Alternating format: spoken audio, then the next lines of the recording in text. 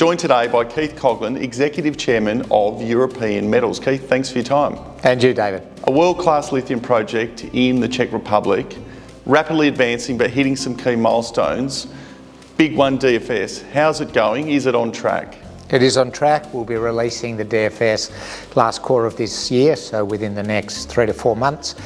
All going well. Obviously you won't know the final numbers until we make that release, but very much looking forward to doing that. You're also finalising test work.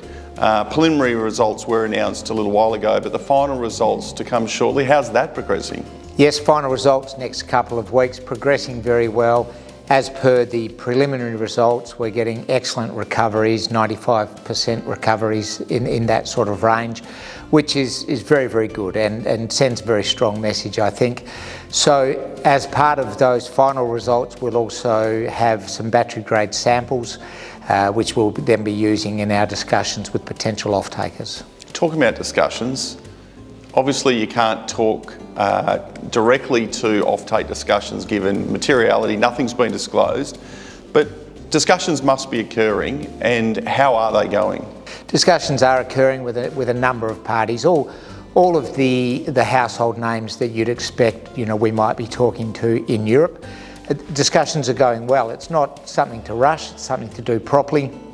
And timing-wise, as we're funneling into that completion of the definitive feasibility study, as we're seeing the macro situation, particularly in Europe, improve, it's the logical time to start to conclude these discussions.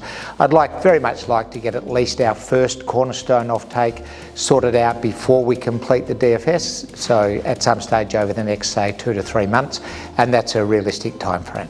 As you say, the macro environment in the EU is certainly improving, not that it needs to improve much, but it's certainly gathering a lot of momentum, both locally within the Czech Republic and wider in the EU. Firstly, the Czech Republic, statements coming out from the Prime Minister must be pleasing.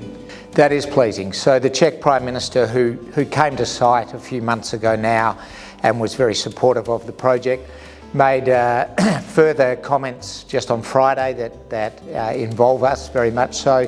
He released his blueprint for the 6 pillars of strategy and vision for the Czech Republic going forward to deliver prosperity for the future of the country. And he announced lithium as one of those pillars. Now, there is only one lithium project in the Czech Republic, obviously, which is ours. So to have that active support of the Czech government is very positive for us. More wider, the EU, the Critical Minerals Act, it is developing. What are you hearing? What are you seeing?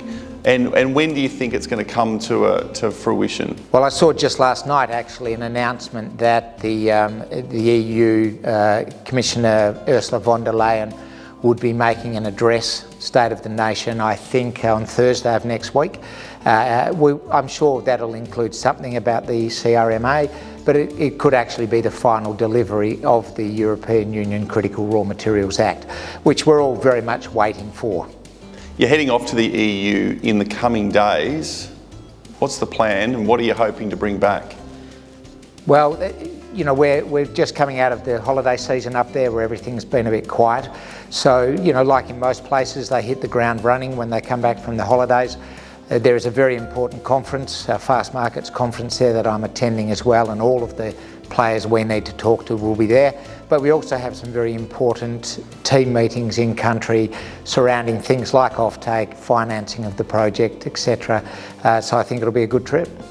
The lithium price has come off a little in recent times. Does that concern you, or do you take a more longer term view? We definitely take a longer term view, and it doesn't particularly concern us. Obviously, higher prices are better if you're selling product, but even at today's prices in the low 30,000 a tonne for battery grade hydroxide, the project is very, very financially viable. Our most recent numbers were done at half of that lithium price and showed an IRR after tax of 36% and NPV after tax of $2 billion US. So today's lithium, we'd be happy to sell every tonne we ever produced at today's price. You recently announced a new shareholder at the company level, EBRD. Who are they and why is that such an important investment? Sure, so EBRD are the European Bank for Reconstruction and Development. They were established in the early 90s, effectively to help rebuild Central and Eastern Europe post the communist era. They've committed some 170 billion euros to 6,500 projects all around the region since then, including investment into the Czech Republic. They've come on as a small shareholder from their point of view, 6 million euros at a European Metals level, but we believe this is simply the start of the relationship that we will have with them going forward. Their business is more about lending, providing debt, and we would like to see them as one of the debt providers for the project when the time comes. They may increase that equity investment as well, but more importantly, they are part of the EU team, if you like.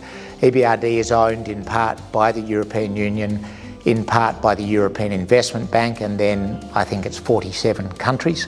So they are part of the club, if you like. And having EBRD involved, I think bodes well for having other significant EU-based investors involved as well. An exciting time coming up for European Metals and its shareholders, the completion of DFS, offtake discussions, potentially funding solutions through the EU. A company to watch. We look forward to watching it with interest. Keith, thanks for your time. Thanks very much, David.